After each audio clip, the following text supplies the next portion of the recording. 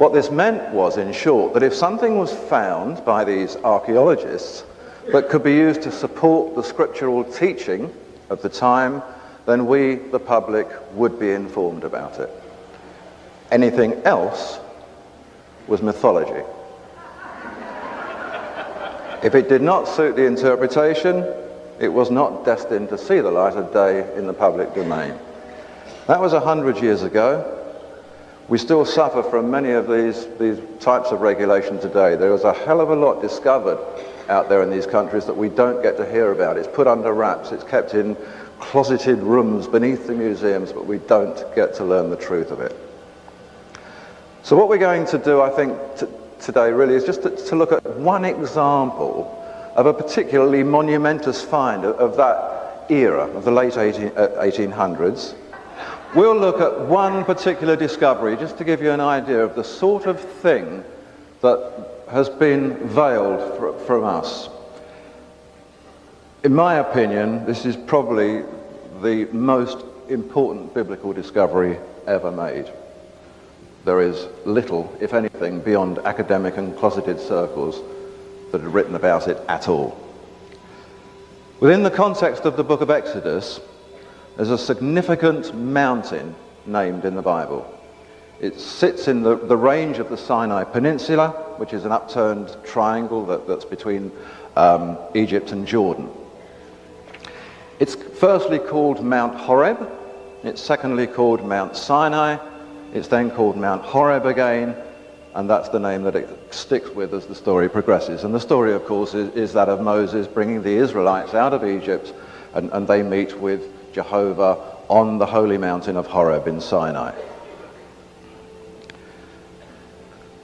At the time of Moses, roughly 1360 BC, that sort of era, there actually was no mountain called Mount Sinai.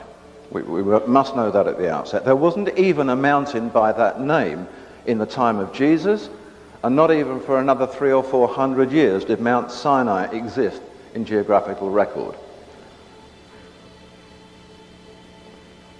The translation of the Old Testament that we have today was compiled in a little before the year 1000. It is actually 600 years newer than the New Testament that we have today.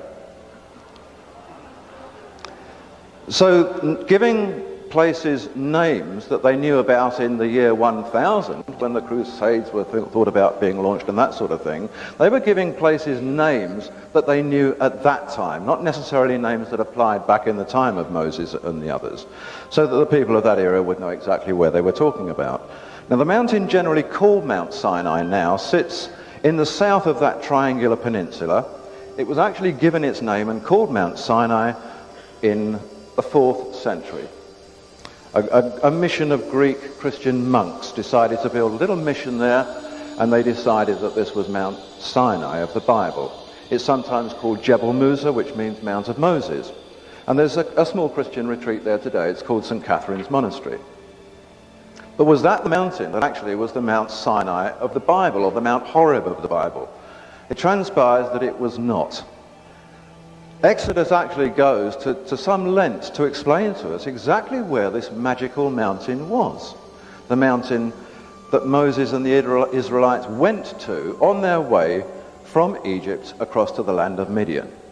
It tells us that they crossed the wilderness regions of Shur and Paran, and they came to this mountain. Well, in actual fact, if one follows the route on the map, exactly the route that's given to us in Exodus, that they are hundreds and hundreds of miles away from the Mount Sinai that sits on our maps today.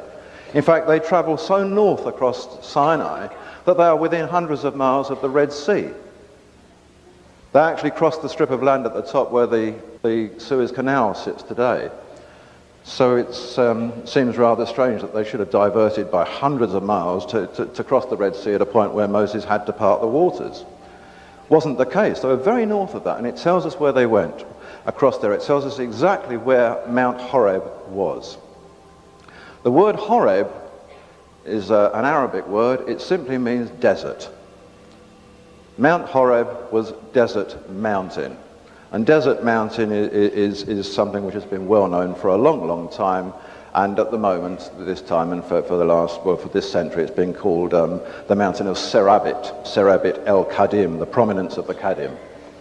This sits about 2,600 feet above sea level, exactly where Exodus tells us it was, on the route from Egypt, the land of Goshen, across to the land of Midian. Well, in the late 1890s, the British Egyptologist Sir Flinders Petrie of the University College in London decided to apply to the Egyptian Exploration Fund for money to go and investigate this mountain. By 1904, he and the team were there. They were standing at the foot of Mount Serabit, and in the following year, Petrie published privately the results of their findings with photographs, records, and maps.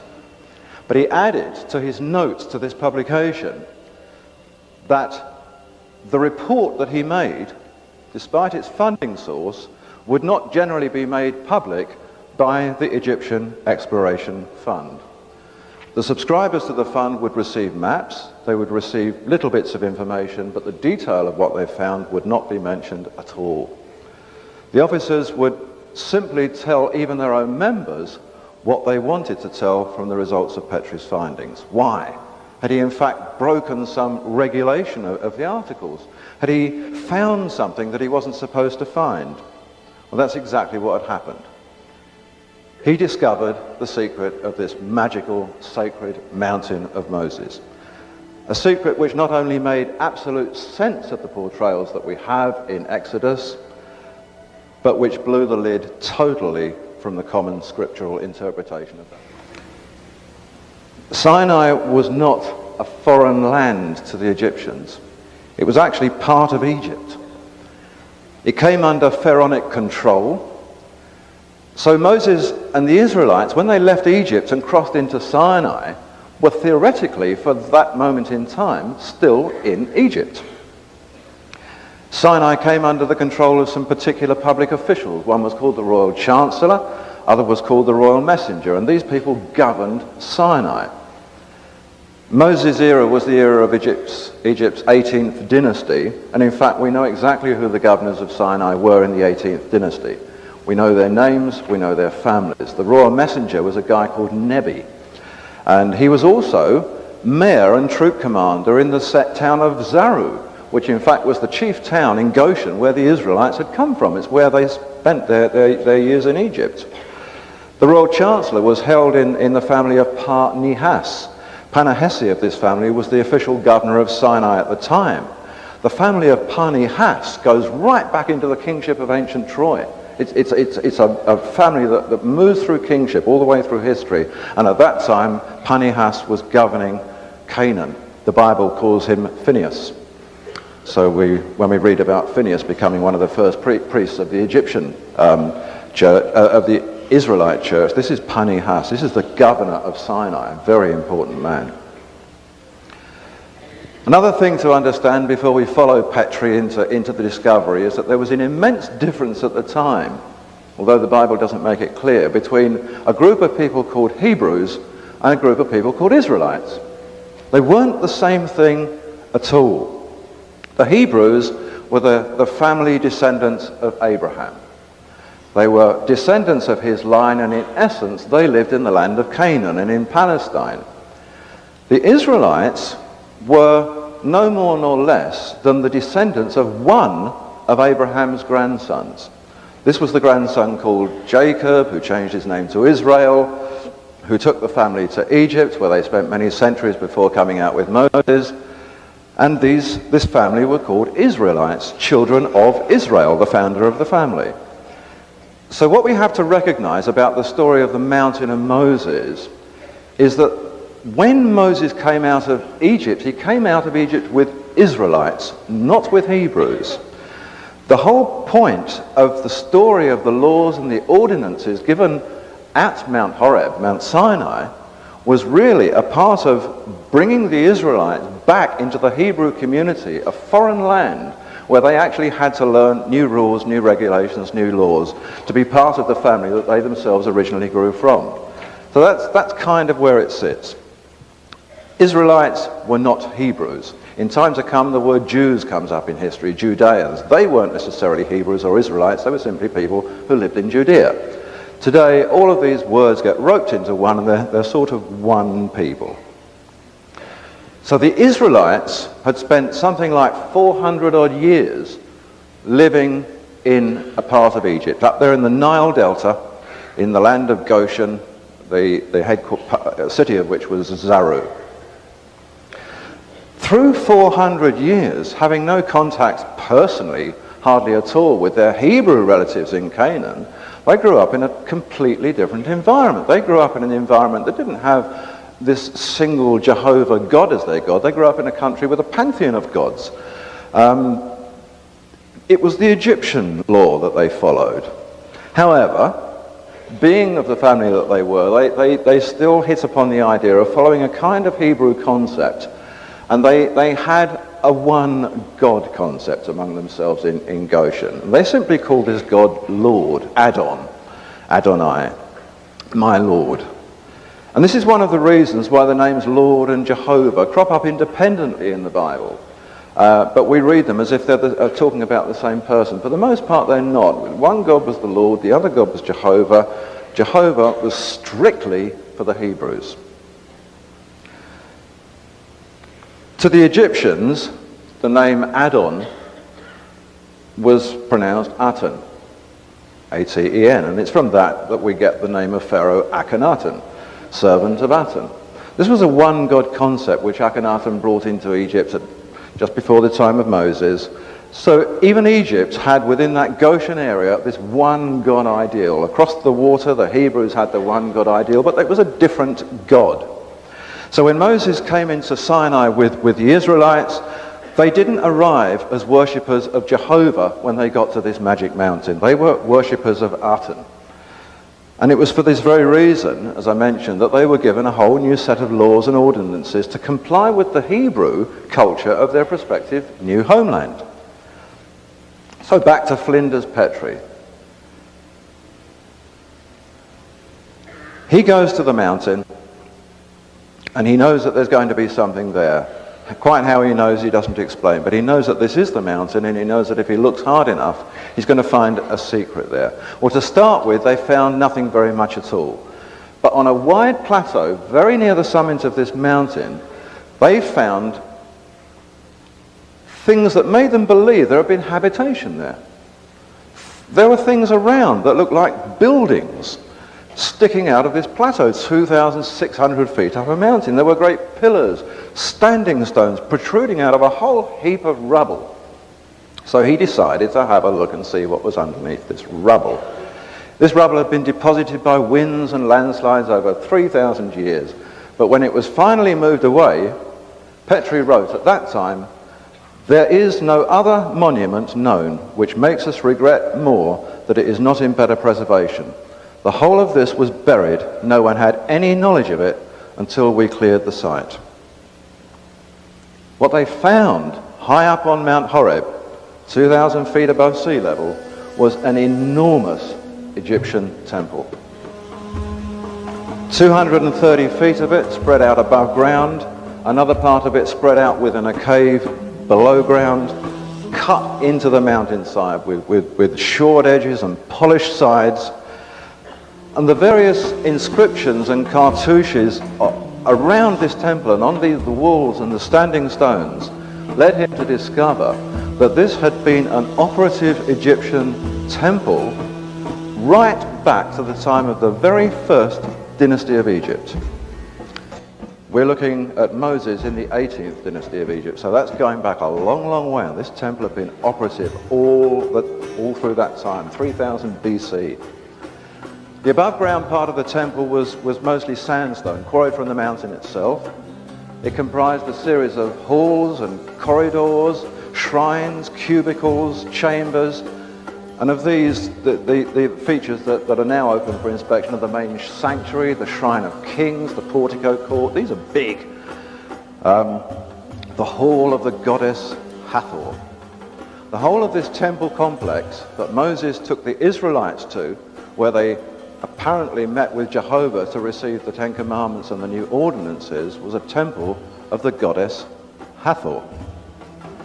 She appears on reliefs all around the place. The cave cut into the rock is dedicated to Hathor. The walls that are smoothed and polished like marble have her pictures all over them.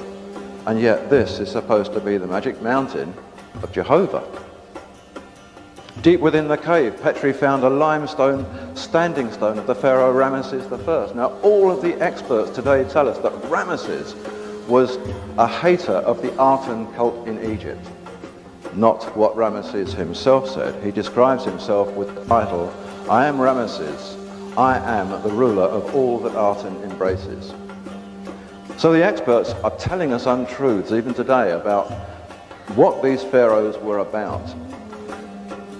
Also found was a statue head of the mother of Moses within this temple. So it proved that not only had it been in constant use right back from about 3000 BC, even by the time that Moses got there in about 1330 BC, it was already being used in that recent period. It was constantly in use, this great temple. In the halls and the courts of the outer temple, there are stone tanks, rectangular basins and baths and all sorts of curiously shaped tables and benches that nobody could make any sense out of. They didn't look like altars. They had recessed fronts, they had split level surfaces, and the whole thing reminded them more of a laboratory than it did of a temple. There were alabaster vases, there were containers, and all these are shaped like lotus flowers and things like that. There are all sorts of articles there. There were wands there, they called them wands, they were like little priest sticks, and even today they can't quite work out what they're made of. The material is very, very hard. These things are all designed, but they're not designed in the normal Egyptian style. They have basket work, they have lattice work, they have a style of design that is more Mesopotamian than Egyptian, and yet this is an Egyptian temple. They also found a few other very strange things. When they move into the Hathor temple complex, which appears to be the central point at where all of this energy comes from, they begin to find some strange things. Conical stones set very carefully on a shelf, little cones of stone. A metallurgist's crucible was very apparent. Now these kind of things began to get Petrie and his people wondering, well, what on earth had these things got to do with a temple? There was nothing in temple law that said that metallurgist crucibles were part of what went on. And all over the temple, all over the walls and on the various stones, was something venerated, highly venerated within the temple complex, and it was called mufkuts. Doesn't mean a lot to us today, mufkuts. Okay, mufkuts. They found 2,600 feet above sea level in the mountain of the Bible, conical stones, metallurgist crucibles, tanks, basins, lotus flower equipment, all sorts of wands and tubing that look like a laboratory, and references venerating some mysterious substance called mufkuts. Now, they knew that these things were all linked together, but they didn't know how. So they began to try and work out what on earth mufkuts was. Some said it was probably copper. Many preferred the idea of turquoise. Others have supposed it was perhaps malachite.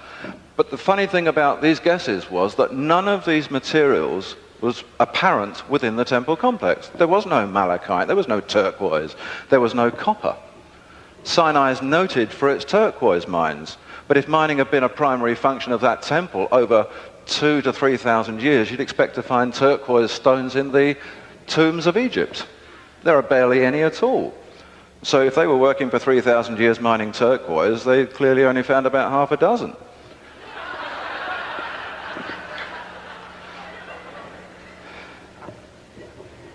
Copper, they said. Well, it didn't take them long to realize that if you were mining and smelting copper, you need very different equipment to this sort of equipment. This was not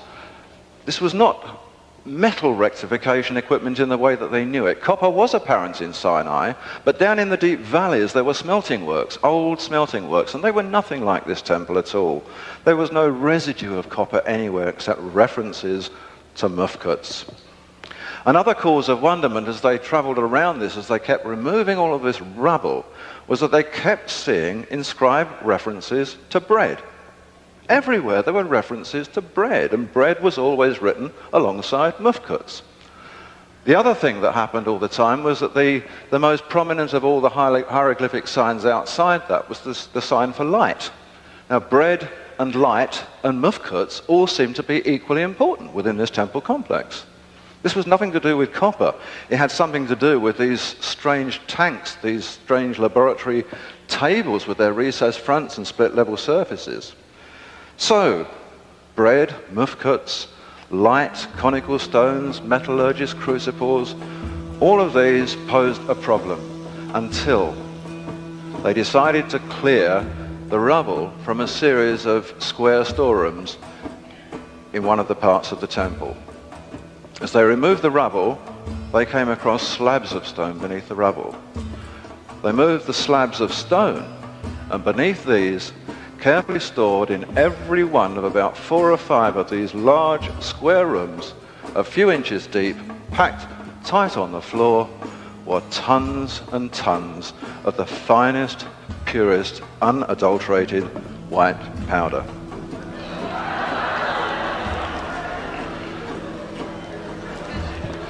So, said the experts, this is clearly the result of copper smelting. This clearly was from the burning of plants to produce alkali. Quite why they would want to produce alkali, nobody really knew, but the more they tested it, the more they found that there was no plant residue there at all. And in fact, if they were going to have a temple for the burning of plants, they actually would have done better down in the valleys where there were more trees, not 2,600 feet up a mountain. So for want of any other explanation, it was decided that the white powder and the stones were perhaps associated with the sacrificial rite. They're clinging at straws here all the time, trying to work out what on earth this was. This is probably animal sacrifice. Well, as pointed out by somebody who wasn't even the brightest member of the team, this was an Egyptian temple. There is nothing anywhere in history which says that the Egyptians ever used animal sacrifice for anything. It wasn't part of their religious structure at all. They tested the powder, they winnowed it in the breeze, they did everything they could. There was not a bone, a chip, a stone, a piece of plant, a piece of skin, anything in this powder. And it was described as being hard-packed talcum powder, which was impalpable to touch and just blew away in the breeze the moment you flicked it into the air. Petrie wrote, "Though I searched these ashes in dozens of instances, winnowing them in a breeze, I never found a fragment of bone, skin, plant, or anything else." So some of the mysterious powder was sent back to Britain for analysis and examination. The results, for what they were never actually published. When people went back to have a look at the rest of the powder, and they reckoned there was about 50 tons of this, it had all, of course, been left a victim to the desert winds and erosion and rainfall and whatever, and that was the end of that. What became apparent, however, when checking out other inscriptions at the temple, was that this mufkuts, this powder, had something to do with what the Mesopotamians called highwood firestone. It's the same thing. Mufkuts turned out to be highwood firestone. They called it the sacred Shem Anna, from which derived, of course, the biblical word manna. And this is the importance of the word bread that kept appearing through the thing. There was some tie-up between this powder and the Shem Anna of the Mesopotamians. Light, the word light was always there. Whenever Shem Anna was mentioned, whenever mufkuts or highwood firestone was mentioned, the symbol for light was always there alongside it. It was decided, and it turns out probably quite correctly, that this mufkut was exactly the same powder that the book of Exodus actually talks about. It tells us about powder. It tells us about the Israelites being fed with a particular powder at that time. It tells about the importance of manufacturing something called showbread for the tabernacle and the altar of the temple. Showbread is exactly the same as show manna, and shemana is exactly what the Mesopotamians used to call it. It's the same thing. But the book of Exodus tells us that the guy who made the showbread for Moses' tabernacle was a guy called Bezaleel. Now, Bezaleel, it goes to great pains to tell us, was a goldsmith and a master craftsman. So this fellow has got the instructions, and they're laid down in the Bible for us to read, to make candlesticks, to make golden bowls, to make platters, to make all the ornaments for the Ark of the Covenant, and to make this bread, the goldsmith. Master craftsman is a particularly important word, and the more I looked for this definition, master craftsman, the more I found, going back and back and back in time. The definition exists way back to about 4000 BC. These were the great Vulcans, the texts tell us. The master craftsmen were the great Vulcans. They were the people in charge of the furnaces. They were the people who made the highwood firestone. So as for the crucible and the conical stones and the tanks and the tables and all of the equipment at Sinai, it was actually determined by the Petri team that this temple was clearly a laboratory. So the report went back to London, and I began by telling you what they didn't tell us. What they'd found was the alchemical workshop of the pharaoh Akhenaten and of the 18 dynasties of pharaohs before him. A temple laboratory where the furnace smoked and roared, just as the book of Exodus tells us, in the production of the highwood firestone, the shemana. And Mount Sinai was altogether on a smoke, because the Lord descended upon it in fire. The smoke ascended as the smoke of a furnace, and the mountain quaked greatly. That's what it tells us. Prior to that, it came to pass that when the sun went down, it was dark, and behold, there was a smoking furnace, a burning lamp passed between the pieces. The burning bush seen by Moses, which was a fire, a blaze, exploded, but was not consumed, and an angel came out of it. If you think about it, it's pretty well identical to the experiment that David Hudson did with his pencil. The blaze of light. It had no effect on the object within it. It's the same story. In Exodus we read that Moses took the golden calf. We're now on the mountain. The Israelites had made a golden calf. He burnt it in the fire and ground it to a powder. Now, nobody has actually queried these words, it seems to me, but if you burn gold in a fire, you get molten.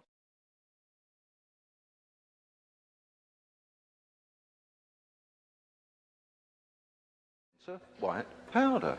This was exactly the process of a shemana furnace, as the Egyptian records tell us. And that's precisely what was going on at this temple. They were actually making this stuff. 50 tons of it.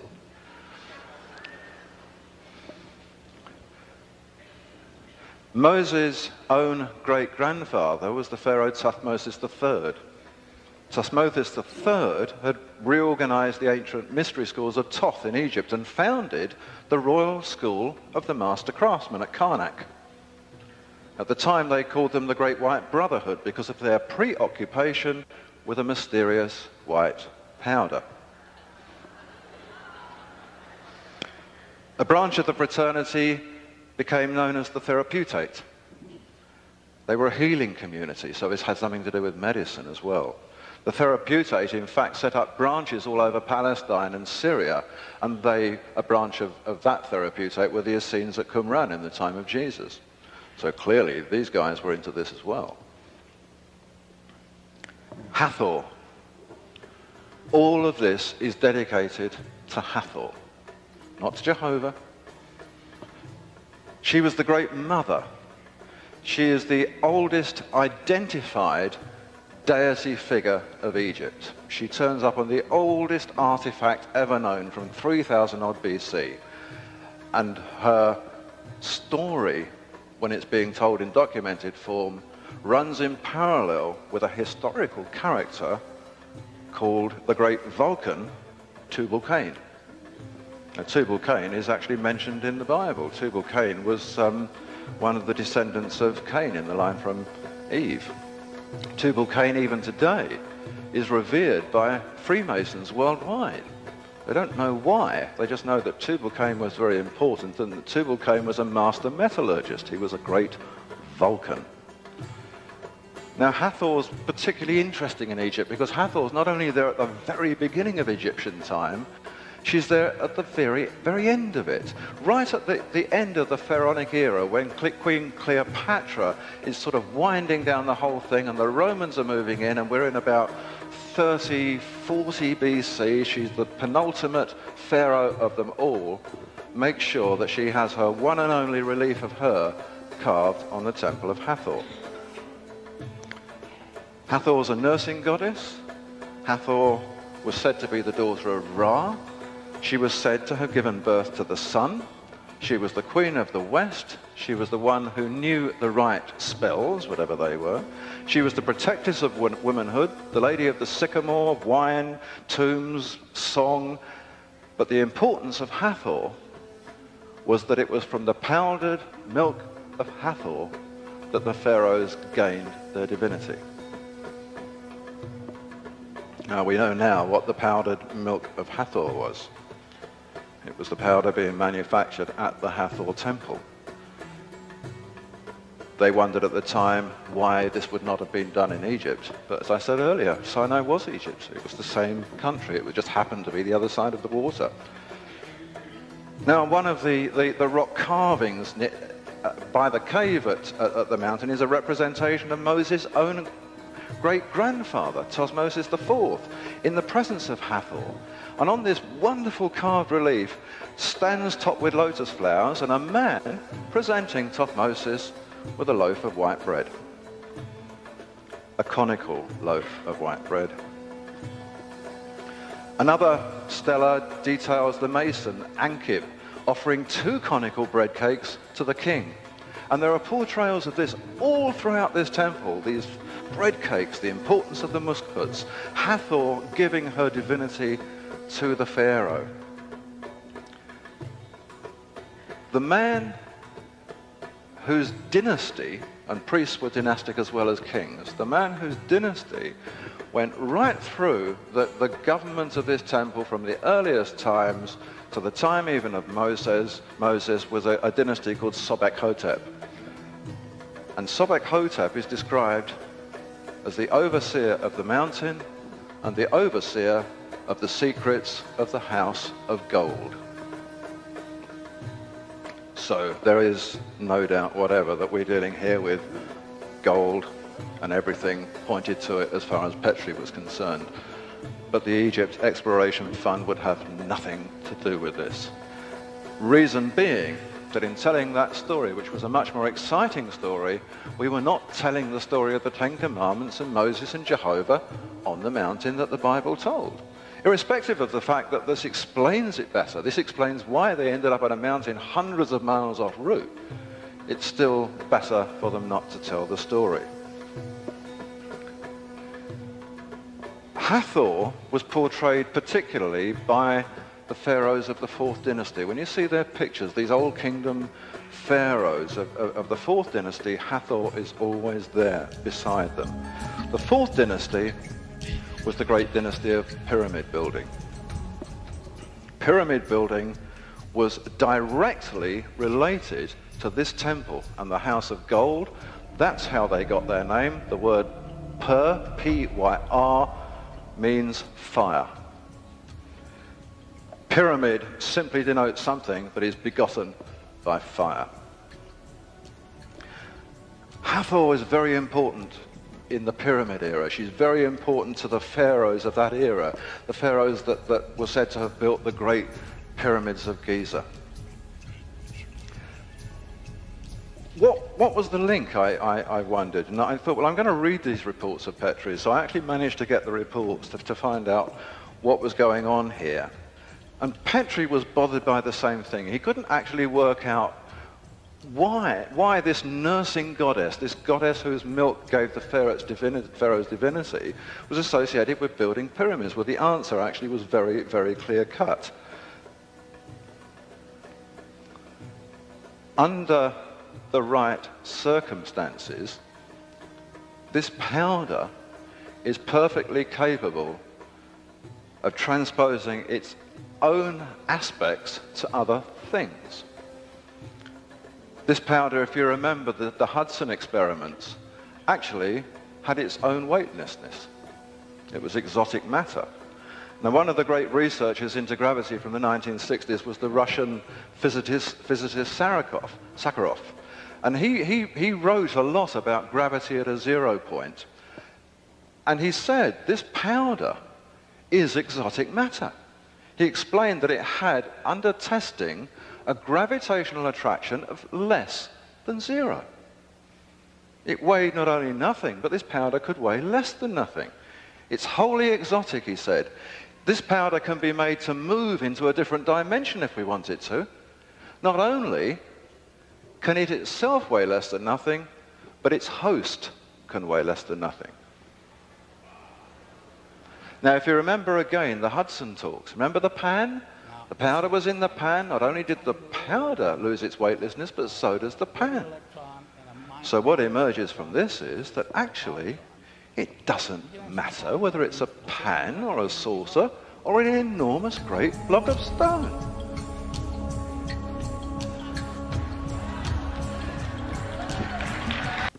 Many of you will know the story.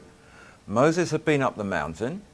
He'd come down with the Ten Commandments, and then he broke the tablets because he got terribly angry to see that his brother Aaron had collected all the gold earrings from the Israelites and melted them down and made a golden calf as an idol of worship. And he said, well, that may be the way we used to do things. We don't do that anymore. We have this new culture here that we're part of, and I've just spoken to the Lord of this culture, and we don't worship graven images anymore. And he got very angry. And then it says this, that he took the golden calf, he burnt it with fire, he transposed it with powder, mixed that with water, and fed it to the Israelites. Interesting little story. He took the gold, burnt it with fire, and transposed it into powder. That doesn't work. You heat gold with fire or burn gold with fire, you get molten gold. You don't get powder. Nobody, it seems, thought to ask the question. They use this, it says, to make bread. They could mix it with frankincense, the Bible tells us, and mold little bread cakes, which the most ancient Bible text that we have, the Septuagint, the old Greek Bible, calls bread of the presence, presumably bread of the presence of God or of something important. Shemana means firestone. This is a relief from that temple, another relief showing a bread presentation again. It was always linked with bread. They were always little conical shapes. We know that from about 2,500 BC, the pharaohs in Egypt, or the kings before they became pharaohs in Greek times, were ingesting the bread cakes of this white powder substance. Only the metallurgical adepts knew the secret of its manufacture. Metallurgical adepts, yep, it's made from metal, that makes sense. The high priest of the temples had a very strange title. The high priests of the Egyptian temples were called the great artificers. Well, a great artificer is a worker in materials, particularly metals. So that was sort of interesting. It's beginning to link together, and thinking back to Petrie's concept, yeah, these were places of worship, not worship. Temples were not the same as churches, that evolved from the concept. I actually looked in just the English language word etymological dictionary from Oxford University. It traces the origin of words, and lo and behold, I only had to go back 700 years to discover that the word we now use as worship had a K in the middle of it. It was workship. They used to work for the gods. They didn't used to worship the gods. They used to work for the gods, whoever the gods were. It was said that this was the food of the light body. They said we all have bodies, but we don't just have physical bodies, we have light bodies. And just as we feed our physical bodies, they said, we have to feed our light bodies so that they will be nurtured and grow in the same way. They have to be as fulfilled as the physical body. And they call the light body the car. Well, it's interesting because scientists in recent times have actually called this material the light of life, because it resonates with DNA on the same frequencies. It's a light wave. We find lots of references to mufcuts.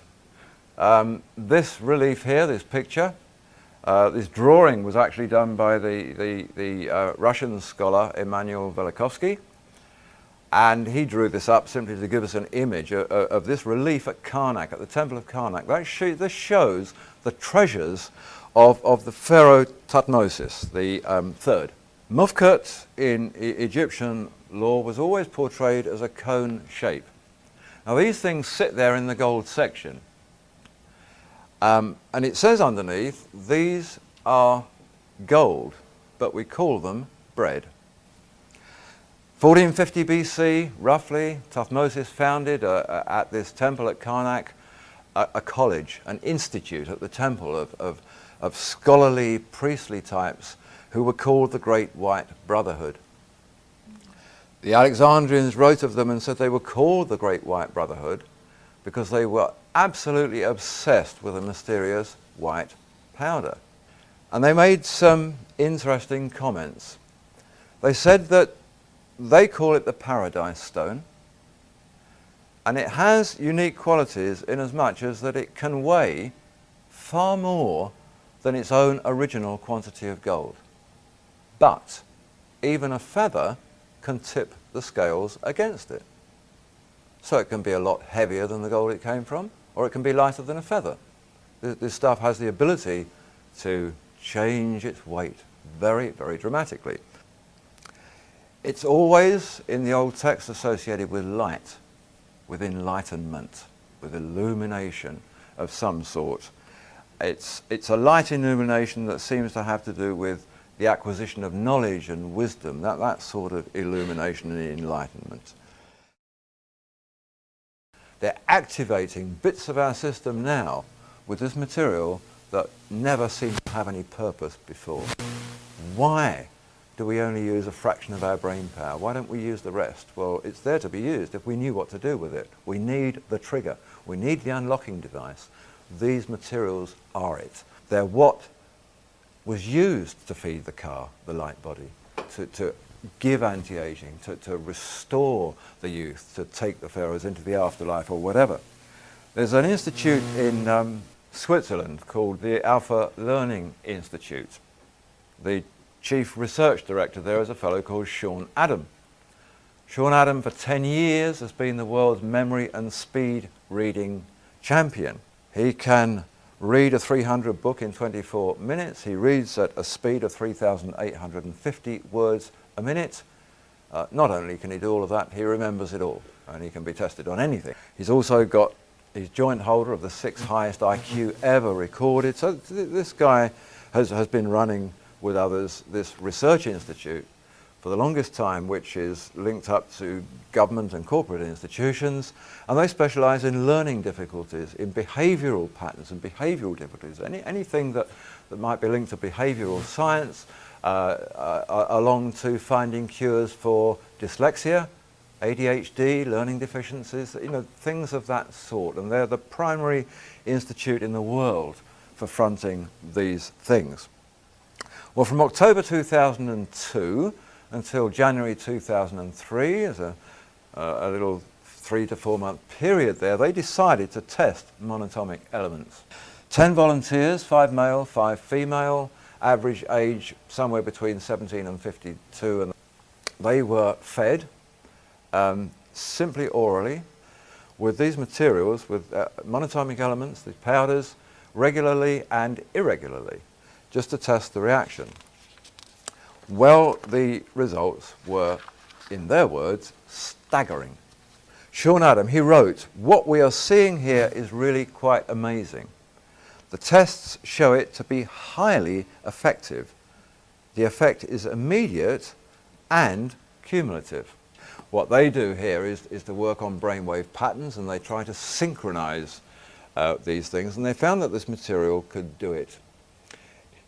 The theory and the logic behind it is that the better balancing between left and right brain produces, and these are their words, a greater intelligence, enhanced creativity, improved mind-body coordination, more agility and less stress. Well, okay, that makes sense. If we're operating as we should be, that's what we should have. But we're none of us really operating as we should be. We're operating with all of this left brain thing going and not too much of the right. Well, here are the charts here.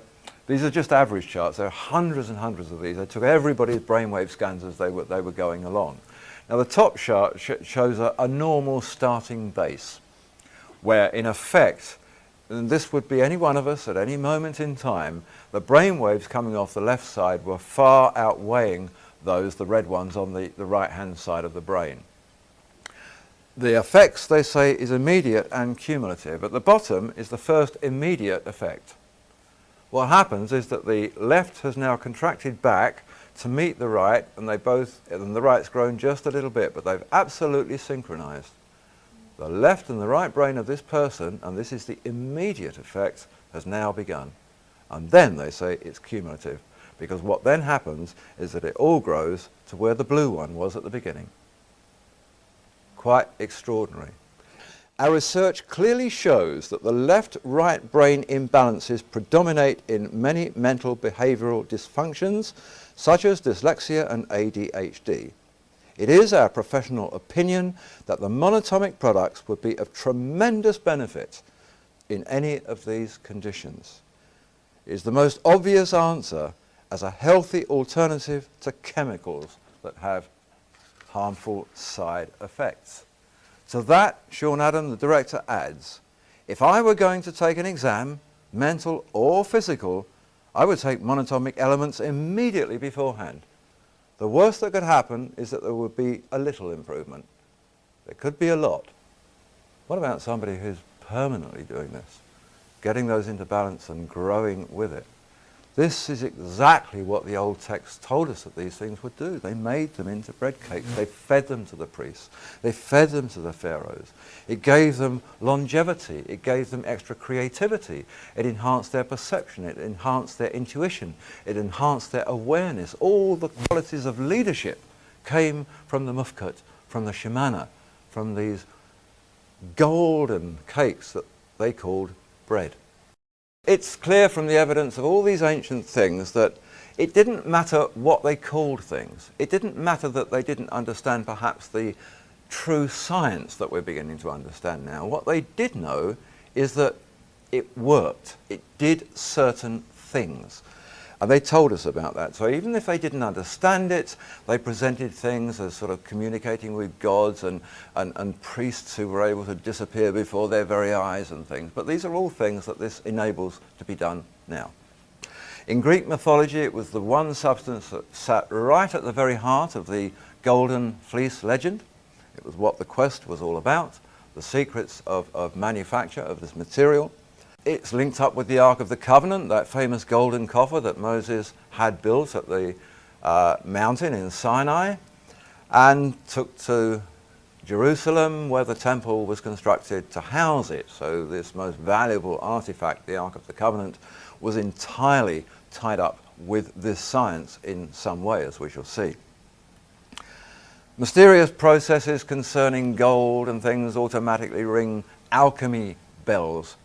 Pictures of wonderful wizened old chaps in medieval times with all sorts of potions and fires and things burning away, all trying to perfect this thing called the Philosopher's Stone, which Harry Potter has reminded us of yet again. It was in the middle 1600s, 1660, that Britain's Royal Society was founded and established and chartered by King Charles II, and it was that establishment of that society that embodied and led to the great discoveries of people like Christopher Wren, of Edmund Halley, of Isaac Newton, Robert Boyle, and all of these tremendous characters that emerged in the 1660s and 70s to make scientific discoveries that had never been made before.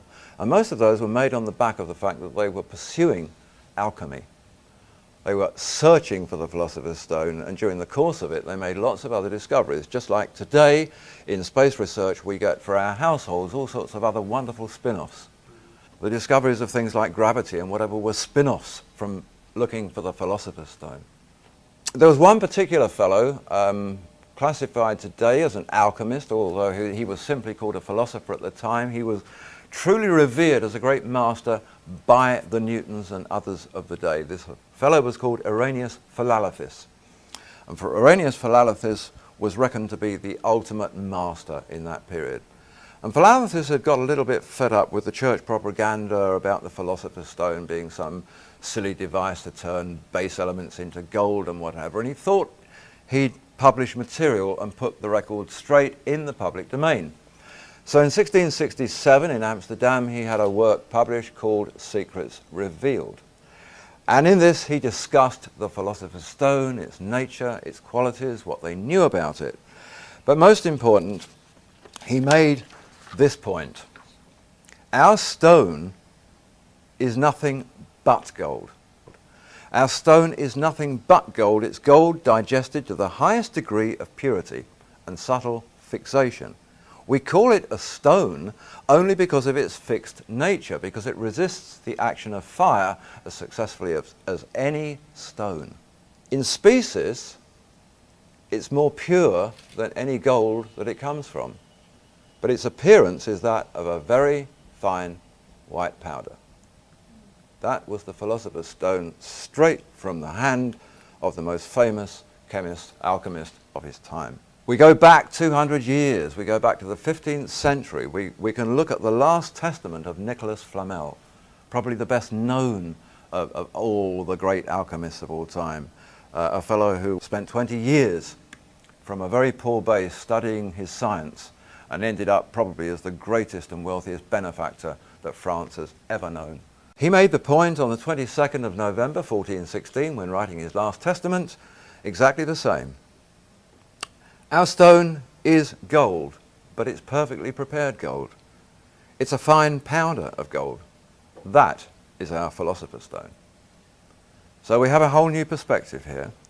We have a perspective that says the philosopher's stone, despite all the propaganda, despite all the church has done to try and make it look silly, is not about turning anything into gold. It is gold. It's gold in the highest possible, purest form that it ever could be. And that white powder that we looked at earlier was exactly that. That was 24 karat gold. What's the gold that the philosopher's stone makes? The great enlightenment. Not the great enlightenment of money and wealth and riches and a lump of gold, the great enlightenment of wisdom and learning and intuition. That's the real Holy Grail. That's the true enlightenment. We can leap forward in time now and see how these old stories match up with what's been going on. And it begins right here in the United States. It begins in 1976, and it begins in Phoenix, Arizona. A very, very apt place, actually, because the word Phoenix was Old Phoenician and it means red gold. It all began with a farmer, a cotton farmer, a third-generation cotton farmer just outside Phoenix called David Hudson. This is a picture of David Hudson as he was about 5 years ago. He's your average American farmer. He wasn't a physicist, he wasn't a scientist, he was nothing. He certainly wasn't an alchemist. He was destined to become all of them. His father had been Commissioner of Agriculture for the state of Arizona. They were farming about 70,000 acres in the Yuma Valley there, and they were growing cotton of very, very high grade. But they had a problem with their soil. Big problem with the soil. The soil was enormously alkaline. In fact, it's a strange soil there. There's no topsoil in it. There's no real nutrient as such that's apparent. It's just eroded rock dust. That's all it is. Very strange material. Its surface becomes very black and very crunchy, to the point where at the end of a growing season, once the crop's been picked, over the ensuing months this stuff gets so hard that it will not be penetrated by water. Now it's not an area where it rains a lot, but their irrigation trucks were having no use with it. And this had gone on for generations. And David thought, well, it's about time to have a look at this and to try and work out what this stuff is, because it means that we have to work in rotation and we can only plant our crops in that field every 3 years. What they did to start with was that they take this substance And they could see that it was a combination substance, some of which was just nasty black stuff, but within it there were these white elements that really seemed to show up within it, and they wanted to know what they were, because this seemed to be the thing that was the problem. So they took it into the lab, they cleaned it all up, they actually got this stuff out of the black material into a precipitate, and what they then had to do was to dry that out so that they could test it. Well, the strangest thing was happening. They decided the best way to dry it was simply to take the filter papers and put them out in the sunshine, just to put them outside. The moment they did that, it exploded. Now, it hadn't been that the farmland had been exploding, but the moment they separated this material and put it in the sun, something about the heat or the light exploded it. And it was explained as if it was like a flash of 40 or 50,000 flashbulbs all going off at once. Not only that, it disappeared. They thought, well, that's really strange. You know, is this an implosion or an explosion? What's going on here? It's like a great blast of this light. So they took an unsharpened pencil and just stood it on end in the sample, in the filter paper. Just stood it there. Bang, white light, it's gone. The pencil's still there. Hasn't blown over. It's not been affected by this. There's no blast. So they said, okay, this needs cleverer testing than we've got. So up they go to Cornell University. Now at Cornell at that time, they said that they got this amazing new equipment, and this equipment could test anything that you'd got down to 3 to 5 parts per billion. So they put it on their machines, and they came back and they said, it's iron and silica and aluminum. They said, well, it can't be. None of those things disappear in a blaze of white light. No, I mean, none of them have these properties. There must be more to it than that. So they tested them again, and they discovered that actually the reading that they were getting was just a little impurity at the front level. It was reaching the boiling point of these particular substances. And once they got rid of them, and they were less than 1% of the whole, once they got rid of them and tested 99% plus of the sample, they said, we can tell you exactly what you've got. Pure nothing. You have nothing that our machine will read. It will not acknowledge that there's anything on there being tested. It's nothing. So they said, okay, we'll try arc emission spectroscopy. Very, very simple process. 2 electrodes. The bottom one has a cup in it. You place your sample in the bottom cup. You bring the other one down and you strike an arc. That arc heats up and ionizes what's in the sample, and one by one, as it reaches the boiling temperatures of each of the constituent elements, it will read them off and tell you what's there. So if, for example, you put a motor car engine in there, its first reading would tell you it was water, because it was reading the cooling system. When the water had all boiled away, it would then tell you it was metal. So that's the way it works. So anyway, they put the stuff in there, and the same thing happened. They said it was iron, silica, and aluminum, and that was it. Nothing was recognizing it. It was not listed. It was totally unknown to science, this strange white material that would disappear from vision. Well, then the Russians came along. The Soviet Academy of Sciences. We're now into the 1980s, well into the 1980s, and the Russians said, we've been telling you guys in the West for the longest time, you really haven't got much of a clue when it comes to analyzing materials. Your electrodes burn away before you can reach the boiling temperature of some of your materials. Carbon has a lower boiling temperature. These electrodes are made of carbon. They're burning away before whatever it is has heated up enough. So it's not reading it. Russians said you need to burn this in an arc for 300 seconds, not 15, which was common in the West. 300, 5 minutes. So they go back to base and they put the material in, and it begins. Within 15 seconds, iron, silica, aluminum. They all expected that, and then it's nothing. But the arc now is carrying on burning, whereas the Western style one stopped. And suddenly, at 70 seconds, it says it's palladium. After palladium reads platinum. After that, as the various boiling temperatures were reached, came ruthenium, rhodium, iridium, and at 220 seconds, osmium. Every one of the platinum group metals was in this substance. It was them. It just wasn't showing up at them as them in a metallic way. And in fact, when they worked out the content of these soil samples, it was discovered that per ounces of substance per ton of soil, they had 7,500 times more platinum in every ton of their soil than they were getting from every ton in the best platinum mine in South Africa. But it wasn't metal. You couldn't make jewelry with it. Suddenly Hudson discovered that General Electric up in Massachusetts were looking at a new sort of fuel cell technology.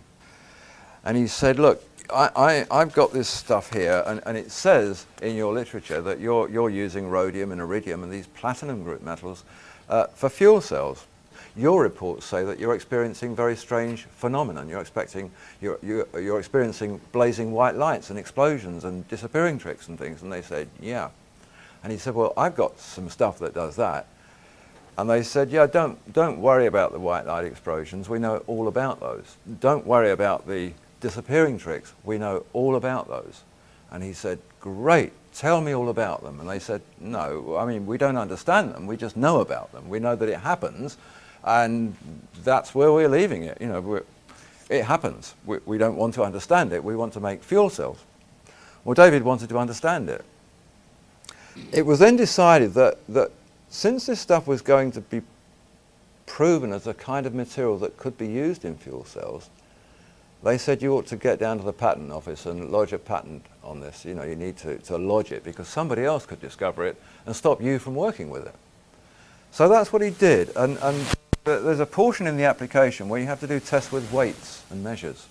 Well, the funny thing about this material was that they'd noticed that its weight was fluctuating. So he said, well, like when? You know, at what stage do we weigh it? They said, well, you're just going to have to keep heating it and cooling it and heating it and cooling it and seeing what the mean weight is. So they got this machine, which is called a thermogravimetric analyzer, and they started doing this weighing. Well, it was actually quite remarkable. They managed to get readings during heating that took it to a weight of less than 0. They managed to get readings during cooling that took it to anything up to 700 times its original weight. Think of the Alexandrian Paradise Stone. These powders will outweigh the original quantity of gold. They can also be lighter than a feather. That was exactly what it was doing. But during the process, there was one particular moment in time where the weight fell very quickly and very dramatically at that moment, and it fell by 44% suddenly. But what they noticed was something really odd, because the less than 0 weight that they were getting didn't make a lot of sense. It was sitting there in a pan in the lab on effectively weighing equipment. The pan itself weighs something. You have to compensate for it before you put the other material in it. But what they discovered was that it was reading all of these 0 weights, below 0, but they thought, well, what about the pan? That should weigh something. So they tipped the material out and put the pan back, and it suddenly weighed more without the material in it than it did when it was in it. This stuff was not only levitating, it was carrying the pan with it. And they learned that this stuff has the power to give levitational qualities to its host. So they carried on and they thought, well, we've got to do these other things for the application. We've got to see if it's conductive. That was the next test they had to do. So they put wires and electrodes into it, attached them to a voltmeter, turned on the power, nothing. And then they thought, well, it's got to be a conductor of some sort, because if it's capable of holding energy, you know, how are General Electric doing it? You know, it has to be conductive. Anyway, it turned out that it was a superconductor rather than a conductor. Superconductors are very, very strange animals. They don't need contacts to convey to each other. They convey to each other through resonant frequencies, through lights. The interesting thing is that if you transmit electricity from A to B with a wire, you always get some dispersion. You always lose some energy. With this, you lose nothing. 100% can go from there to there, no contact in between, 100% stays. It works so differently because it doesn't allow voltage potential to exist within itself. Neither does it allow any magnetic field to exist within itself. It's totally null. It doesn't react to North Pole, South Pole.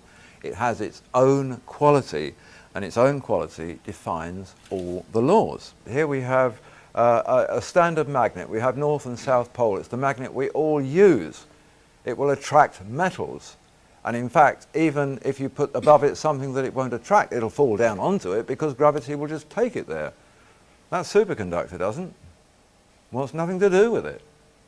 Won't be attracted by it, won't particularly be repelled by it, but it's just placed there above it and it'll just stay wherever it's put. We know that its anti-gravity properties can be translated to its host. We know that the scale of that doesn't seem to matter. It's macrocosm, microcosm, big, small, has nothing to do with these superconductors. So in as much as that tons of it were discovered at this Egyptian temple, dating back to the 4th dynasty at the time they were building the pyramids, and we know that this stuff was very capable of transferring its weightlessness to the pan in the lab or whatever else one might associate it with. It would be equally as capable of helping them move the most enormous stones to build pyramids, which incidentally the stones themselves contain. You don't even have to get them from outside. Sandstones and limestones contain these elements in a natural form.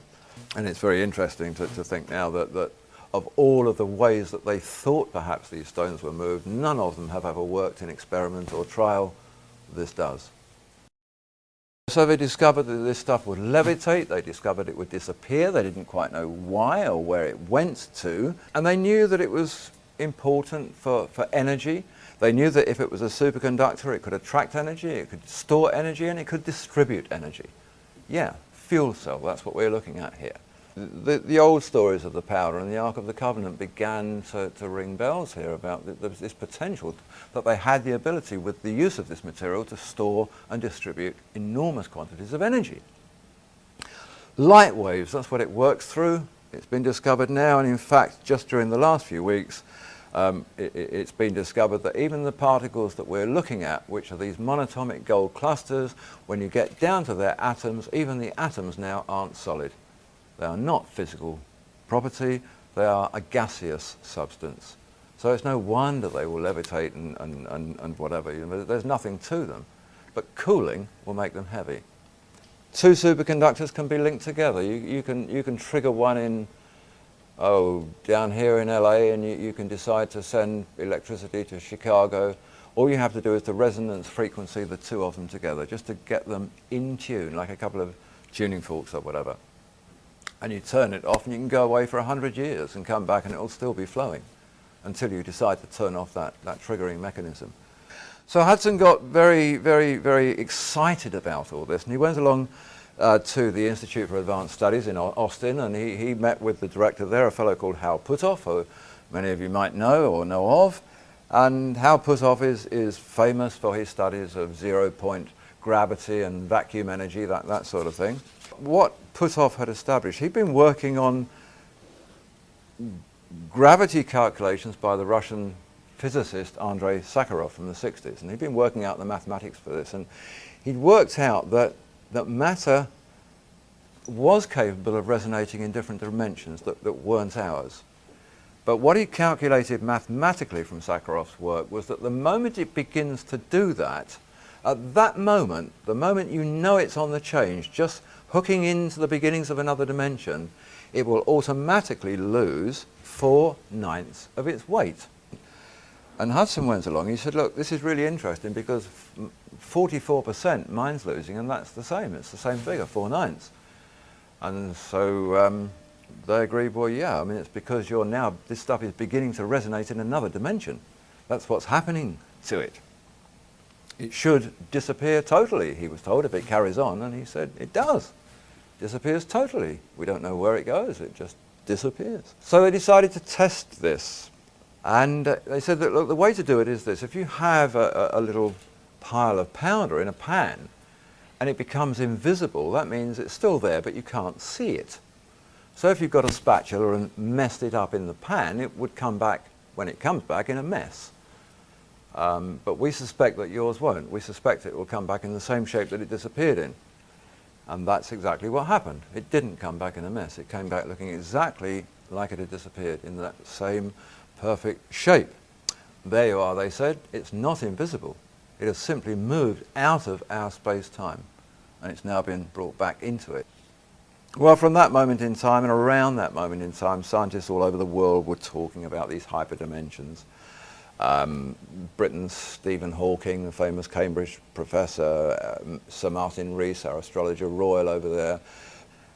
It took a lot of people by surprise, really. They were saying that there are realms that exist around us and within our environment that we know nothing about. They called them hypersystems. They didn't know how to explain them, and they were coming up with drawings of this sort, trying to explain these sort of parallel situations, but it didn't really work. Such pictures didn't prove anything. It was demonstrated that the concept of another dimension was demonstrated by Cubist art, of all things. Cubist art was based on a principle of showing the dimensions that we can't see. And they had this wonderful thing which they called the Great Prismosaurus. Now, the Great Prismosaurus is an article with millions of facets on it, but it actually has a fourth dimension for everything. Everything that you can see the outside of, you can also see the inside of. What are these dimensions? Well, Martin Rees explains that our dimension is called three-dimensional because it goes up or down, or left to right, or backwards and forwards. We have no objective perception of it. We just live within this realm. There are other universes, they say. Some are crumbled up, so small that we can't even imagine them, but they're accessible. Others, they say, are a millimetre away from us. It's the world where Einstein's theory of then, now, and the future all coming into play at once. It's looking at the 30-storey building from outside as against being in it on its 15th floor. On the 15th floor, you perceive the 15th floor. You can look out of the window and know that you're part of something bigger, but you can't see the other floors. Well, the other dimensions are, in fact, those other floors. You can move into them, you can travel up and you can travel down, but you have to know how. You have to know how to trigger it. They say that gravity, they now understand, gravity is actually a signal leaking out of one of these other dimensions into ours. That's where they say the power of gravity comes from. So we're in this bubble, they say. Our whole universe is a bubble wrapped inside other bubbles that are wrapped inside other bubbles. People like NASA come on the scene and they say, yeah, well, it will be very easy. You know, we can move things between dimensions.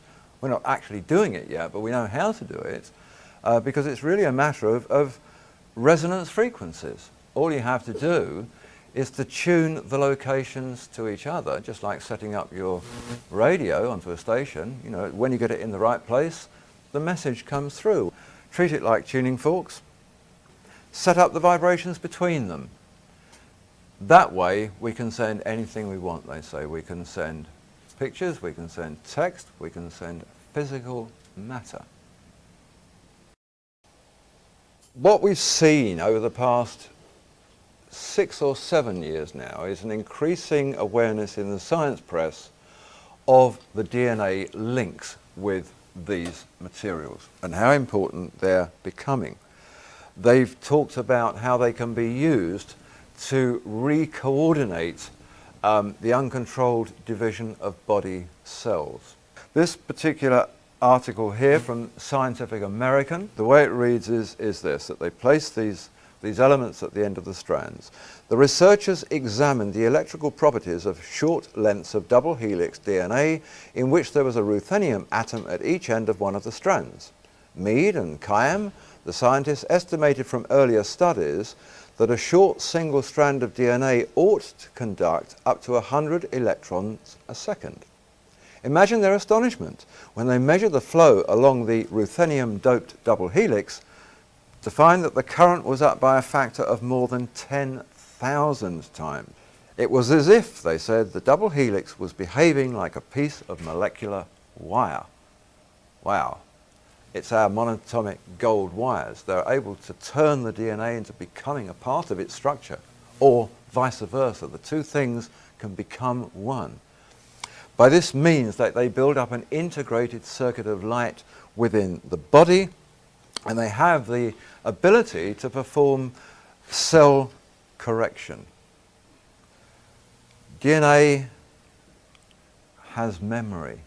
what does the memory do? It tells the DNA what it should look like. It tells the cell structure what it should be. What is cancer then? Cancer is malformed or deformed cellular structure. That's all it is. It might be horrific, but it's basically very simple. It's DNA in a muddle. How do you correct it? You make it 10,000 times more intelligent, and the DNA says to itself, I shouldn't be like this. I'm supposed to be like this. And it changes. It will reconfigure itself correctly in accordance with the way it should be. This is cancer treatment that involves no surgery. It involves no drugs. It involves no radiation. It leaves the immune system intact. And suddenly the light of life has become a truly life-giving substance. None of it is about being anti-cancer. This is the interesting thing. And AIDS and all of these types of disease, it's not anti-anything. It's pro-life. And the thing that has amazed doctors is that you can actually cure cancers by thinking about preserving life. Everything that they've done up to date has been the opposite. It's about killing cancer. And in doing that, you're destroying DNA, you're destroying body tissue, you're destroying cellular structure, you're affecting their immune system. Because the rule was that nobody said you had to have a good quality of life after the cancer had been killed. What they had to do was to kill the cancer. Well, the best cancer cure on that basis is a bullet through the head. That's killed the cancer. Well, now what they're looking at is the potential for not killing the cancer, but for giving the body back the life resonances that it should have had. And now scientists are saying, yeah, the light body. All of this stuff connects together within us in light waves. We now know how to begin to manipulate those light waves. Yes, you can work in a lab and you can attach 2 atoms of gold or ruthenium or whatever to a DNA strand. How the heck do you do that in a live body? We see now that because of this, what they're working on is a very straightforward process that enables them to do exactly that. They can move into body areas with little devices such as this fellow. These are machines, computers more powerful than anything you have on your desk in your office or at home, which are capable of performing these microscopic little bits of surgery, for want of another name. They will place the atoms at the end of DNA strands. They can be devised to do just that. In fact, we could have them all the time so that we never actually got out of whack anyway, because they would see it coming and correct it. Monatomic elements have anti-aging properties, we're told. They correct DNA, they interact with DNA. They are devices which can affect the hormonal structure of the body. This is a really interesting medical area. Each of the original metals seems to have a relationship to one or the other of the glands in our endocrinal system. Gold seems to link up with the pineal gland, for example. Iridium seems to link up with the pituitary gland. These substances, whether ingested or injected or whatever, they can affect and heighten and enhance the hormonal secretions from any of these chosen or selected glands. It's a science which now puts paid to the problems associated with hormone replacement therapy, for example. You know, it's a therapy which is very popular. It works to an extent. It has some funny side effects, but in the end, all they're really doing is dosing human beings up with the hormones from the desiccated glands of dead animals. Well, there's not a lot of point in that. Far better if they can find a way to make more of our own.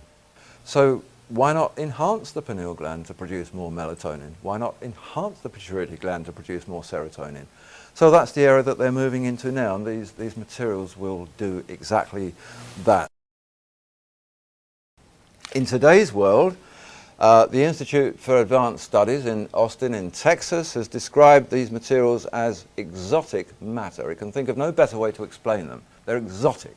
They conform to no rules, and that they're not like anything else they've ever known. They are not on the periodic table of elements. Science has never known about them until the last few years. The Center for Advanced Study in Illinois classifies superconductivity, which is one of their main attributes, as the most remarkable property in the universe. We've got something pretty amazing here. We've got a very ordinary looking white powder which is exotic beyond any comparison and contains abilities which are the most remarkable properties in the universe. And yet it appears like some grains maybe of talcum powder. So we sort of move towards rounding up here. Manipulation of space-time has been something they've been talking about for about the last 5 to 7 years. A fellow here called Miguel Alcubierre. He's a Mexican mathematical scientist involved with the Max Planck Institute in Germany, was working at the time in 1994 for the University of Wales over in Britain. This is the abstract at the beginning of a multi-page document that he wrote, the journal Classical and Quantum Gravity, which caused quite a stir worldwide. He didn't pose any questions, he didn't say that this is what we're researching. He began his article with, "We now know." In fact, the abstract reads, "It is now known that it's possible to modify space-time in a way that allows a spaceship to travel at an arbitrarily large speed by a purely local expansion of the space-time behind the ship and an opposite contraction in front of it. A motion faster than the speed of light, reminiscent of the warp drive of science fiction." Well, we're back to the sort of questions that we have with the DNA and the strands. How do we solve our space travel problems? We know that people's lives can't last long enough to get to the distant stars. We know that our machinery and metals can't. We know that the fuel runs out. We know that these things are inordinate distances away. How do we deal with it? We deal with it laterally, as Alcubierre suggests. We think about it differently. We forget about the spacecraft. What do?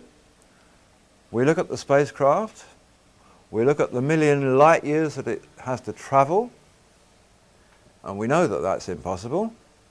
So why don't we just take the million light years and put it behind the spacecraft? Why don't we think about that? Why not move the space-time instead of the craft, so that with zero propulsion and no time having gone by, it can move through a million light years because you've simply screwed that up, tossed it behind it, opened it up again, and it says, "It is now possible to modify space-time." Well, yes, it is. He was absolutely correct. It is now possible. This was followed in a series of related articles. American scientist, an article written by the physicist Michael Spear. He showed that this had nothing to do with violating Einstein's theory, the theory that nothing can travel faster than light. It didn't violate that at all because nothing would be traveling anywhere. It would be staying still. Space-time would be moving. The acceleration rate, he said, would be enormous in theory, but there wouldn't actually be any. The true acceleration would be zero. Fuel consumption, zero. Time taken, zero. Distance traveled, million light years, maybe. So the question was raised, okay, it's possible, how is it possible? What's the device that makes it possible?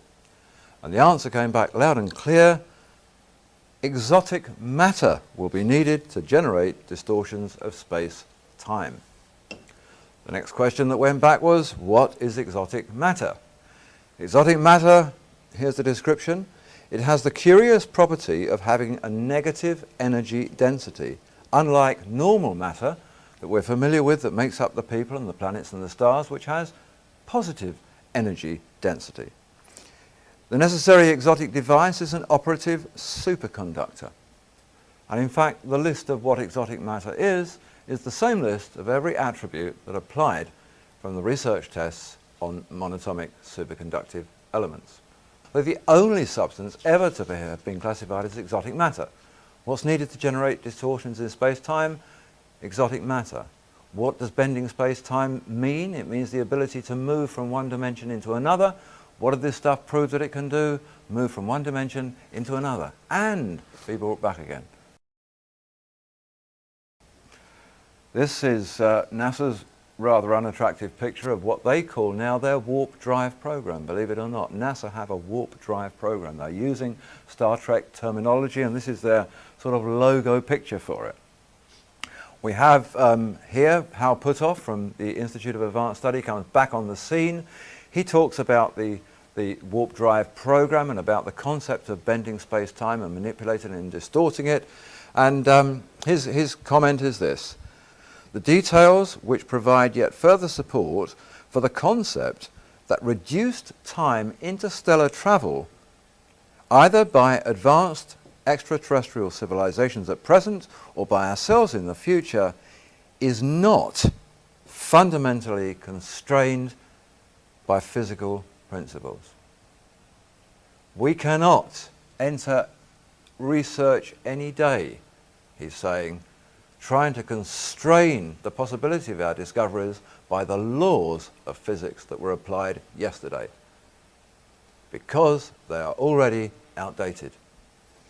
It's now been discovered that superconductors are the key to the distance teleportation of matter.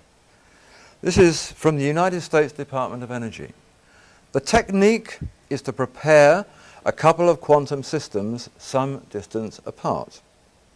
We take a digital measurement of the local system and transmit this to reconstitute a new quantum on the other side. It's actually the same as any of you sending a digital image from your computer to one of your other computers. It's simply changing it into a digital thing that can be transmitted through frequencies and sending it and reconstituting it where it appears. Except that we're not talking about images, we're talking about physical reality. Most significantly, continues the US Department of Energy, most significantly, by this means even people could be transported by sending enough classical information. So, they're on the borders of it now. We now have a situation where we have, like in the medical race, we have a race between those people thinking in terms of anti-gravity aircraft and bending space-time to get spacecraft through situations, but we have this other stuff going on which actually says to us, by the time we get there we won't need machines to travel in at all. We'll be able to teleport anyway. Scientists at NASA, at Argonne National Labs, up there in Chicago, all sorts of institutes around the world, at the Bose Institute of Calcutta and universities wherever, have all stated now that they have been able to link particle elements together, no matter how far apart they are, whether it's single atoms or trillions of atoms, they can link them together. So the sciences, all of these quantum sciences now, whether it's in Vienna, in Denmark, or here in the United States, they're all moving into the forefront. Everything's being called nano, everything's being called quantum, how much? They make the point of the problem that we face, and it's just like the cancer and the DNA, it's a massive problem with a very small answer. Proxima Centauri is our nearest star. Our next star is 4.2 light years away. That's 4.5 years travelling at the speed of light. The Voyager spacecraft left our atmosphere at 37,000 miles an hour. Even at that speed, it would take it 87,000 years to get to that star. There's no way we can do it. It's impossible. Everything dies, everything collapses, everything runs out, falls apart in the course of it, unless you take the space-time away. That's what they're working on now. That's what they're having to do. Nothing travels faster than light, they say, but we need to travel faster than light in order to make any headway. If traveling faster than light is impossible, the only alternative is to approach the problem from a different perspective. We must learn how to manipulate and distort space-time. The Ohio Aerospace Institute says that all of this is possible now because it's been recognized that space is just like any other matter. It has a form, it has a shape, it can be bent, it can be distorted. And how did they recognize that? Because when the white light explosions occurred, and 44% suddenly disappeared, it was a blaze of light, but light has no weight. So what was happening here? Light has no weight, it simply illuminates space-time, or maybe it's the space-time that weighs 44%. Yes, it was. Space-time has weight.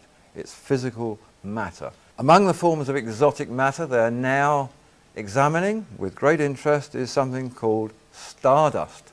Microscopic grains from way beyond our environment up there, way beyond the stratosphere, ionosphere. And these grains are found as particles, no more than 6 in every 100,000 other particles of dust up there. It's the oldest substance known to exist. It actually holds the reasoning for why we have life on this planet and how it works and how it originates. What does it test as? A very strange, unique form of silica that doesn't seem to be anything except they know it has a metallic base, but it's not showing up in the tests. Sounds familiar? Sounds very familiar. This is a conglomeration of particles within which, somewhere in there, is a stardust particle in this minuscule thing.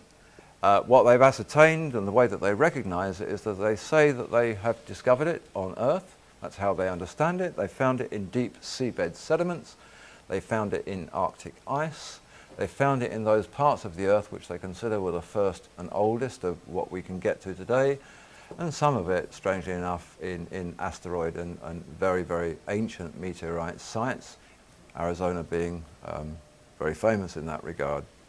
They say stardust will reveal more than we ever guessed we could know about life on this planet. Stardust is golden. They've used the phrase. They've got this spacecraft up there right now. It's called Stardust. It's hoping to bring back about 100 particles. It'll bring them back and they'll be tested at the Johnson Space Center from January 2006. And how does it collect them? How does it distinguish 6 out of every 100,000 other dust particles when it's going through millions of thousands of them at a time? This device on the top there, this grid thing, is full of something called aerogel. Aerogel looks like nothing. It weighs absolutely nothing. There she is balancing it on her fingertips. It can be penetrated by nothing. Not even heat can get through it. That Bunsen burner is having no effect on those wax crayons. Aerogel is absolutely and totally heat resistant. It will withstand particle and granular impacts of 60,000 odd miles an hour. Why is it called aerogel? Because it's made from air. 98% of that is air, nothing else at all. 2%, they won't tell us. It's a secret, but wow, what a secret that is. Why have we always known that gold was valuable? Why have we always hoarded gold? We've done it for as long as we can think. From the 1840s, when the California gold rush began, I'm told by the World Gold Council that to that point in time, only 10% of all the gold ever mined up until today's date had been mined. 90% of all the gold ever mined to now has been done since the 1840s. Think of ancient Egypt. Think of Russia and its wonderful golden domes. Think of the way that gold was so visible throughout the whole of history. That was 10%. Where's the 90%? We pay fortunes to put a little bit on our wrist or our finger. Where's the rest? Well, we dig it up underground and we bring it up top, we clean it up, we melt it down, we turn it into gold bars and we bury it back under the ground again.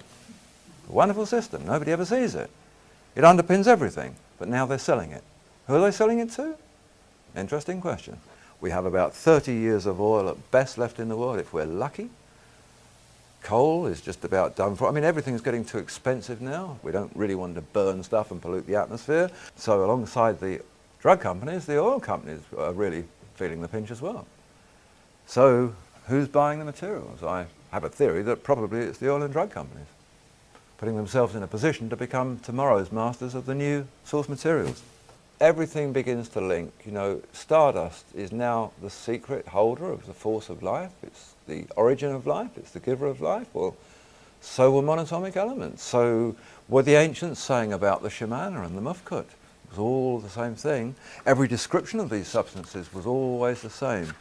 We think about the Bible story. We think about how we can make monatomic elements now. We need electronic devices. We need fire. We need all sorts of things.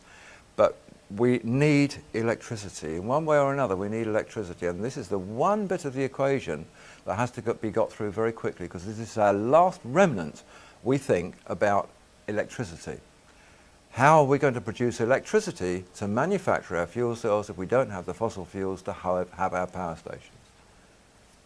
We get electricity from its most natural source, which is around us all the time. What we need is a device that will attract electricity, that will store electricity, that will discharge electricity in a very controllable form, in enormous quantities. However, we need to do it. That's all the Ark of the Covenant ever did and all it ever was. If you look at the construction of the Ark of the Covenant, it is no more than a model for every capacitor made today, whether it's a capacitor for lighting up street lighting or whatever. An insulated, double-plated box with a positive and a negative node at the top. That's it, that's all it is. And you look at the description of the Ark of the Covenant in the Bible, which is given twice, you take every measurement, you manufacture it with the materials that it says in accordance with everything it tells you, and you have a 100,000 volt immediate electronic capacitor. You do what the Bible says and you place an ohmer of the Shemana in it, golden pot of the white powder, you place it in there, you've immediately got a superconductor. You've immediately got a device that sets up its own Meissner field, which will levitate, which will be able to travel on its own, which will be able to issue gamma rays or whatever you need it to do. A very, very powerful device. We have to go back to these very simple devices that simply pull it in and hold it and issue it. The Ark of the Covenant is not wrongly named. It's spelt with a K in the Bible because that was the Greek way of spelling it. In every other language it's spelt with a C, and electronic arcing actually comes from that very same word. So everybody's now working on all of these things. NASA has developed its Breakthrough Propulsion Physics Project. That's what it calls it. What's the Breakthrough Propulsion Physics Project? It's how to get the stars by bending and manipulating space-time. That's what they're working on right now. Anti-gravity, that's the other thing. That's not necessarily just about spacecraft, that's about ordinary aircraft. Quite a lot in the press and on the internet, here from the UK Ministry of Defence and from the BBC. Anti-gravity propulsion is coming out of the closet, says Defence Weekly. Well, to this end, British Aerospace over in Britain has embarked on Project Green Glow. Over here at the top secret Phantom Works in Seattle, Boeing technicians are working on Project Grasp. They're very, very similar. They're both looking at anti-gravity aircraft. Why do we need aircraft that can fall down? We want aircraft that just stay in their frequencies and go wherever we turn the knob to tell them to go. In fact, they don't need pilots, really. Just send them places. This picture here is British Aerospace's latest design for a new stealth aircraft. Why do we just have to have something that radar can't see when we can actually produce things that we can't see? In fact, we can produce things that aren't even invisible. They're not in our time dimension. They've moved from our visible plane. Wouldn't it be wonderful if there was a stealth aircraft that simply left here and couldn't be seen by anybody because it wasn't there, because it was travelling in a different dimension and simply came back where we wanted it to be? Now, by the same token, on that basis, why couldn't ordinary aircraft, our passenger liners, travel in that same way? It doesn't have to be a bomber. It doesn't have to be that. You know, why can't we all be travelling in different parallel dimensions and getting to places in 5 seconds instead of it taking 11 hours every time I come over here? We are finding the place where the stardust, the monatomic elements, meet the stargate and will take us into the world of other dimensions, so that suddenly, as Puthoff says, we can't apply the laws of physics anymore. We have a whole new set of rules that belong to worlds and realms that we knew nothing about until now. We get to that point and just about everything that was impossible becomes possible. Thank you. That's it.